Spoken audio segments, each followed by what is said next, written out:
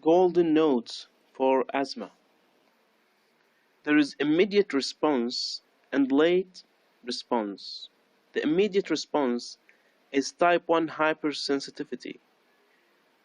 Late response is type 4. In immediate response, immunomodulators involved are mast cells, histamine, prostaglandin D2, leukotriene C4. It is reversible with bronchodilators, usually subsides within 2 hours. In late phase, the immunomodulators involved are eosinophil cationic protein (ECP), major basic protein (MBP), platelet activating factor (PAF), T helper 2 lymphocytes. This typically occurs 3 to 12 hours after the immediate response. It is less susceptible to bronchodilators. So the pathophysiology of asthma is the combination of airway hyperresponsiveness, airflow limitation, and airway inflammation. Note that the alveolar functional structure is preserved in asthma. There are allergic and non-allergic forms of asthma. Allergic asthma results from excess immunoglobulin E (IgE) produced in response to environmental allergens, whereas non-allergic asthma can be triggered by factors such as anxiety, stress, exercise, cold air, smoke, and infection.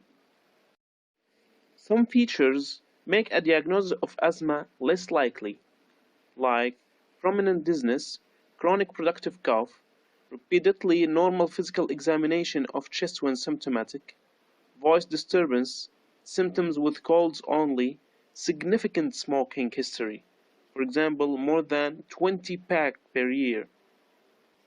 If there is a cardiac disease, and normal PEF or spirometry when symptomatic. All these features make asthma less likely. When high probability of asthma, BTS recommend that we start a trial of treatment. If low probability of asthma, further investigation should be considered. The FeNO test is an objective test for diagnosing asthma. We should measure FeNO first, followed by spirometry in adults with symptoms of asthma, and carry out BDR, which is the bronchodilator reversibility, if spirometry shows an obstruction. If diagnostic uncertainty remains after FeNO, spirometry, and BDR, then we monitor peak flow variability for 2 to 4 weeks. If diagnostic uncertainty remains after measuring peak flow variability, then we refer for a histamine or methacholine direct bronchial challenge test. The positive test threshold are FEV1 to FVC ratio less than 70%, FeNO 40 or more, BDR improvement in FEV1 of 12% or more, and increase in volume of 200 milli or more. Peak flow variability over 20%.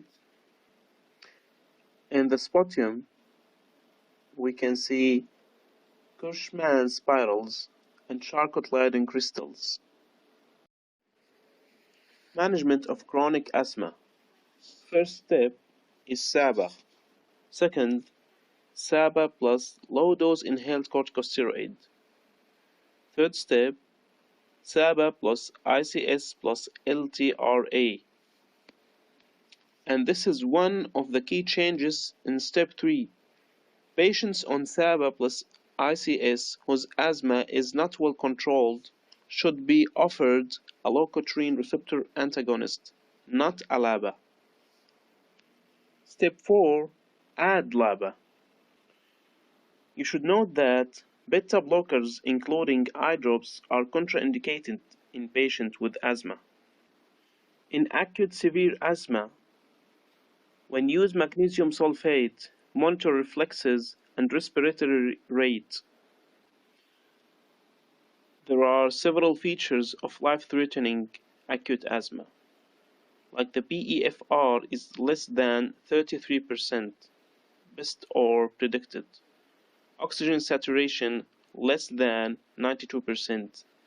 PaO2 is less than 8. Normal PaCO2 or elevated. Silent chest, cyanosis or feeble respiratory effort.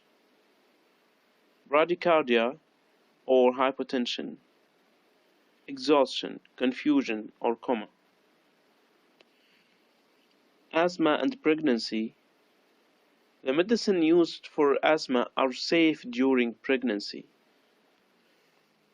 The BNF advises that inhaled drugs, theophylline and prednisolone, can be taken as normal during pregnancy and breastfeeding. During labor, pregnant women should receive parenteral hydrocortisone 100 mg 6 to 8 hourly.